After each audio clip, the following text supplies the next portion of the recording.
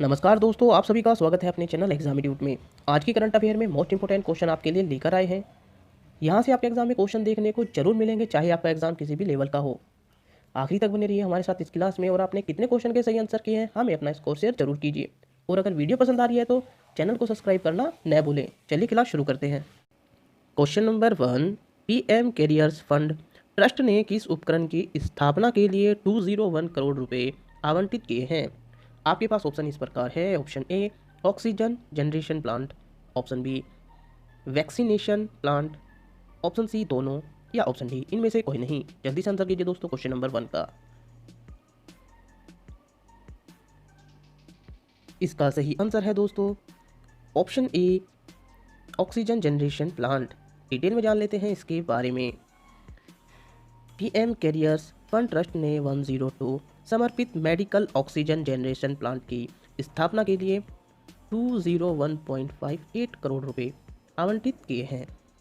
यह कार्य स्वास्थ्य और परिवार कल्याण मंत्रालय के तहत एक स्वायत्त निकाय सेंट्रल मेडिकल सप्लाई स्टोर द्वारा किया जाएगा। दोस्तों इम्पोर्टेंट है आपके एग्ज़ाम की दृष्टि से। यहाँ पर ये इम्पोर्टेंट है कि कितने करोड़ रुपए हैं, तो 201.58 करोड़ रुपए आवंटित किए। इसके लिए किए ऑक्सीजन जनरेशन प्लांट के लिए। अगले क्वेश्चन की तरफ चलते हैं दोस्तों। क्वेश्चन नंबर 2, टाइकोथॉन पहल के लिए कितने मंत्रालयों ने भागीदारी की है, जिससे हाल ही में लॉन्च किया गया था? आपके पास ऑप्शन है इस प्रकार। Option A 5, option B 6, option C 4 या ऑप्शन डी 3। जल्दी से आंसर कीजिए दोस्तों क्वेश्चन नंबर 2 का। इसका सही आंसर है दोस्तों ऑप्शन बी 6। डिटेल में जान लेते हैं इसके बारे में।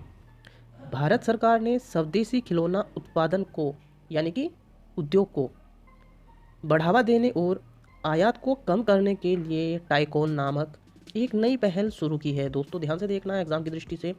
खिलौना उद्योग को बढ़ावा देने के लिए जिसका नाम है टाइकोन, ये एग्जाम में आ सकता है आपके। शिक्षा, महिला एवं बाल विकास, कपड़ा, वाणिज्य और उद्योग, MSME, सूचना एवं प्रसारण मंत्रालय सहित 6 मंत्रालय इस पहल के लिए सहयोग कर रहे हैं। इस पहल के तहत छात्र, शिक्षक, डिज़ाइन विशेषज्ञ और स्टार्टअप स्वदेशी खिलौने और गेम विकसित करने के लिए एक साथ काम करेंगे। अगले क्वेश्चन की तरफ चलते हैं दोस्तों। Question number 3, rooftop solar segment में MSME को वित्त प्रदान करने के लिए किस कंपनी ने सिडबी के साथ साझेदारी की है? आपके पास ऑप्शन है इस प्रकार। Option A, Adani group. Option B, Tata power. Option C, Reliance. या ऑप्शन डी, इनमें से कोई नहीं। जल्दी से आंसर कीजिए दोस्तों क्वेश्चन नंबर 3 का। इसका सही आंसर है दोस्तों option B, Tata power. Detail में जान लेते हैं इनके बारे में। टाटा पावर ने लघु उद्योग विकास बैंक, यह है सिडबी की फुल फॉर्म है, के साथ भागीदारी की है, जो रूफटॉप सोलर सेगमेंट में MSMEs को एक वित्त प्रदान करेगा। इसके तहत MSME 10% से कम ब्याज दर पर किसी भी संपार्श्विक कोलेटरल के बिना वित्तीय सहायता प्राप्त कर सकेंगे। यह ऋण त्वरित करके मंजूर और वितरित किया जाएगा। अगले क्वेश्चन की तरफ चलते हैं दोस्तों। क्वेश्चन नंबर 4, जापानी शोधकर्ताओं के अनुसार किस वर्ष तक लकड़ी के उपग्रह को लॉन्च किया जाएगा? आपके पास ऑप्शन इस प्रकार है। Option A 2025, option B 2023, option C 2026 या ऑप्शन डी 2022। जल्दी से आंसर कीजिए दोस्तों क्वेश्चन नंबर 4 का। दोस्तों क्वेश्चन मोस्ट इंपॉर्टेंट है एग्जाम के लिए। आपके एग्जाम में देखने को कभी भी मिल सकता है, चाहे एग्जाम किसी भी लेवल का हो। और अगर आप में से किसी ने चैनल को अभी तक सब्सक्राइब नहीं किया है तो प्लीज़ चैनल को सब्सक्राइब जरूर कर लें। डिटेल में जान लेते हैं इसके बारे में। जापानी शोधकर्ताओं के अनुसार 2023 तक लकड़ी के उपग्रहों को लॉन्च किया जाएगा, ताकि अंतरिक्ष मलबे की समस्या को हल किया जा सके। ठीक है दोस्तों, इन्हें जापान की 400 ईयर पुरानी लकड़ी का काम करने वाली कंपनी सुमितोमो फॉरेस्ट्री और क्योटो यूनिवर्सिटी द्वारा डिज़ाइन किया जा रहा है। यहाँ पर आपके लिए एक और इम्पोर्टेंट क्वेश्चन है कि कंपनी का नाम सुमितोमो फॉरेस्ट्री और किस यूनिवर्सिटी, क्योटो। ठीक है दोस्तों, याद रहेगा आप सभी के। ये उपग्रह लकड़ी के बने हैं और पृथ्वी पर वापस आने पर हानिकारक पदार्थों को वायुमंडल में छोड़े बिना ही जल जाएंगे। ठीक है दोस्तों। उपग्रह अपनी सेवा पूरी करने के बाद अंतरिक्ष में किसी भी कचरे को नहीं छोड़ेगा। ये पूरी तरह नष्ट हो जाएंगे क्योंकि यह लकड़ी के हैं। अगले क्वेश्चन की तरफ चलते हैं दोस्तों। Question number 5। दक्षिण प्रशांत देश फिजी 17 दिसंबर और 18 दिसंबर को किस चक्रवात की चपेट में आ गया था?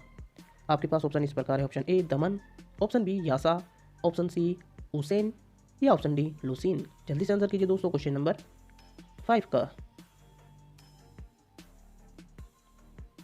इसका सही आंसर है दोस्तों ऑप्शन बी यासा। डिटेल में जान लेते हैं इसके बारे में।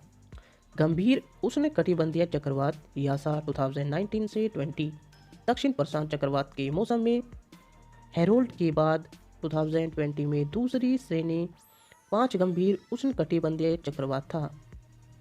दक्षिण प्रशांत का एक देश फिजी 17 दिसंबर और 18 दिसंबर को चक्रवात यासा की चपेट में आ गया था, जिसे महत्वपूर्ण बुनियादी ढांचे का व्यापक विनाश हुआ था। फिजी 300 से अधिक द्वीपों का एक द्वीप समूह है। यह बीहड़ परिदृश्यों, हथेलियों, पक्ति वाला समुद्र तटों और स्पष्ट लेगून के साथ प्रवाल भित्तियों के लिए जाना जाता है। इसके लिए जाना जाता है दोस्तों, इंपॉर्टेंट क्वेश्चन है यहाँ से, आप याद रखेंगे। भारत ने अपने चक्रवात प्रभावित लोगों के लिए 6 टन से अधिक राहत सामग्री फिजी को भेजी है। अगले क्वेश्चन की तरफ चलते हैं दोस्तों। Question number 6। दचुको घाटी देश और मणिपुर राज्यों की सीमाओं पर स्थित है। आपके पास ऑप्शन इस प्रकार है। Option A Assam, option B Nagaland, option C Tripura या ऑप्शन डी मिजोरम। जल्दी से आंसर कीजिए दोस्तों क्वेश्चन नंबर 6 का। इसका सही आंसर है दोस्तों ऑप्शन बी नागालैंड। डिटेल में जान लेते हैं इसके बारे में। यह नागालैंड और मणिपुर राज्यों की सीमाओं पर स्थित है। यह समुद्र तल से 2452 मीटर की ऊंचाई पर स्थित है और अपने प्राकृतिक वातावरण और वनस्पतियों और जीवों के लिए जाना जाता है।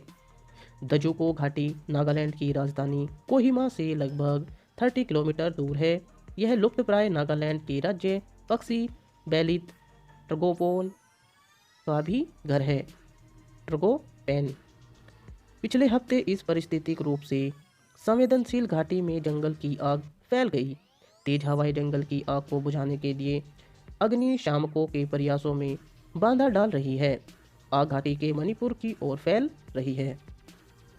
अगले क्वेश्चन की तरफ चलते हैं दोस्तों। Question number 7। जम्मू कश्मीर और लद्दाख के उच्च न्यायालय के मुख्य न्यायाधीश के रूप में किस व्यक्ति को नियुक्त किया गया है?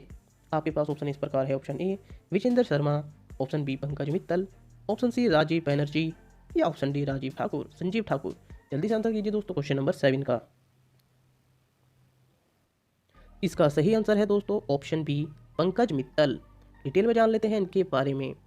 लद्दाख और जम्मू कश्मीर उच्च न्यायालय के मुख्य न्यायाधीश के रूप में पंकज मित्तल, याद रखना दोस्तों, उच्च न्यायालय के मुख्य न्यायाधीश कौन है लद्दाख और जम्मू के? पंकज मित्तल को नियुक्त किया गया है। जम्मू कश्मीर केंद्र शासित प्रदेश है, आप सभी को पता है। जम्मू कश्मीर पहले राज्य था। इस चीज़ को दोस्तों याद रखना कि जम्मू कश्मीर पहले राज्य था और अब केंद्र शासित प्रदेश बन गया है और पंकज मित्तल उच्च न्यायालय के न्यायाधीश हैं।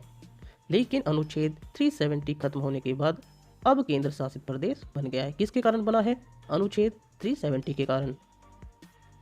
अगले क्वेश्चन की तरफ चलते हैं दोस्तों। Question number 8।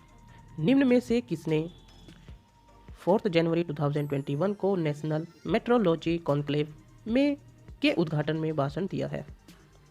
आपके पास ऑप्शन है इस प्रकार। Option A Narendra Modi, option B Amit Shah, option C Yogi Adityanath या ऑप्शन डी नितिन गडकरी। जल्दी से आंसर कीजिए दोस्तों क्वेश्चन नंबर 8 का। इसका सही आंसर है दोस्तों option A Narendra Modi. Detail में जान लेते हैं इनके बारे में। नेशनल मेट्रोलॉजी कॉन्क्लेव का विषय 2021 में है metrology for the conclusive growth of the nation. ठीक है दोस्तों। और राष्ट्रीय मेट्रोलॉजी कॉन्क्लेव का आयोजन कहाँ पर किया गया? नई दिल्ली स्थित वैज्ञानिक और औद्योगिक अनुसंधान परिषद में। याद रखना दोस्तों, एग्जाम की दृष्टि से मोस्ट इंपॉर्टेंट है, देखने को मिल सकता है एग्जाम में। राष्ट्रीय भौतिक प्रयोगशाला ने अपने 75वें स्थापना दिवस के अवसर पर किया था। उद्घाटन कब किया था? 75वें स्थापना दिवस पर। यह भारत के आर्थिक विकास में प्रत्यक्ष प्रभाव डालने वाले विभिन्न खंडों में सटीक माप की भूमिका को मजबूत करेगा। ठीक है, अगले क्वेश्चन की तरफ चलते हैं दोस्तों। क्वेश्चन नंबर 9, FSSAI द्वारा 2021 के लिए खाद्य परिष्कृत के तेलों के लिए संशोधित ट्रांस वसा स्तर क्या तय किया गया है? आपके पास ऑप्शन इस प्रकार है। ऑप्शन ए 2% या उससे कम, ऑप्शन बी 1% या उससे भी कम, ऑप्शन सी 3% या उससे भी कम, या ऑप्शन डी 5% या उससे भी कम। जल्दी से आंसर कीजिए दोस्तों क्वेश्चन नंबर 9 का। और दोस्तों जिन्होंने अभी तक चैनल को सब्सक्राइब नहीं किया है तो प्लीज़ चैनल को सब्सक्राइब जरूर कर लें। इसका सही आंसर है दोस्तों ऑप्शन सी 3% या उससे भी कम। डिटेल में जान लेते हैं इसके बारे में। भारतीय खाद्य सुरक्षा एवं मानक प्राधिकरण FSSAI द्वारा खाद्य सुरक्षा और मानक, यह क्या है, इसका फुल फॉर्म है। ठीक है दोस्तों, बिक्री पर निषेधाज्ञा एवं रोक विनियम में संशोधन करते हुए तेल और वसा में ट्रांस फैटी एसिड TFA इसकी फुल फॉर्म है। किसकी? ट्रांस फैटी एसिड की मात्रा 2021 के लिए 3%, यहाँ पर देख सकते हैं दोस्तों 3% या उससे कम तक निर्धारित की गई है। संशोधित विनियमन रिफाइंड खाद्य तेलों, वनस्पतियों, आंशिक रूप से हाइड्रोजनीकृत तेल, मज़ेरीन, कृत्रिम मक्खन, बेकरी से संबंधित वस्तुएं तथा खाना पकाने में प्रयुक्त होने वाले अन्य माध्यमों जैसे वनस्पति वसा, मिश्रित वसा पर लागू होंगे। किन पर लागू होंगे? आप जरा इस पैरे को यहाँ से यहाँ तक थोड़ा ध्यान से पढ़िएगा। इसे जनवरी 2021 तक लागू किया जाएगा और 2022 तक इसे और घटाकर 2% किया जाएगा। अभी और घटेगा दोस्तों 22 में, और 21 में है वो 3% है। ठीक है दोस्तों, यह कदम इसलिए उठाया गया है क्योंकि विश्व स्वास्थ्य संगठन द्वारा 2023 तक ट्रांस फैट्स के वैश्विक उन्मूलन का आह्वान किया गया है। ठीक है दोस्तों, याद रहेगा आप सभी के। अगले क्वेश्चन की तरफ चलते हैं दोस्तों। क्वेश्चन नंबर 10, लास्ट क्वेश्चन है, क्वेश्चन ऑफ द डे।